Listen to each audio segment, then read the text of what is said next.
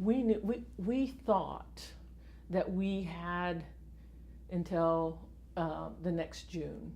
So by the time I came on board, it was sometime around March of that year. So we had just less than a year to,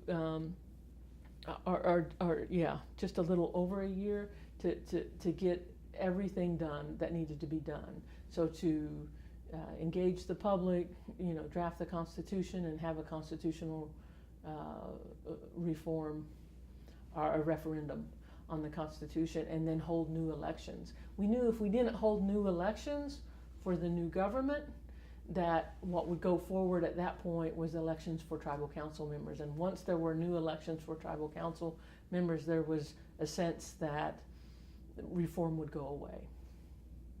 So we were on a tight time frame, and like I said, we have an Osage group in Southern California, and we have an Osage group in Northern California.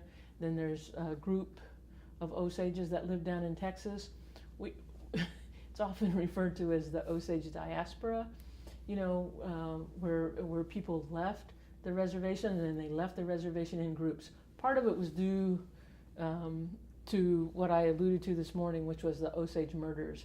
There were a number of murders on the Osage reservation due to the lax rules with the head rights initially by the BIA. So initially, you could only get a head right by inheriting it, but under the federal government rules initially, you did not have to be Osage.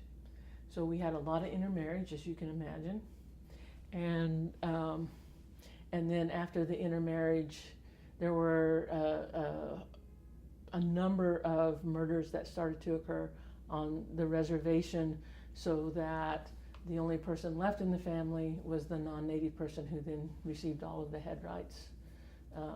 And it got so bad that they ended up having to call in the FBI, and it's really, like I said, there's a book about it now, and it was a huge national news just because there was such a rash of murders on the reservation, and of all Osages who had a number of head rights.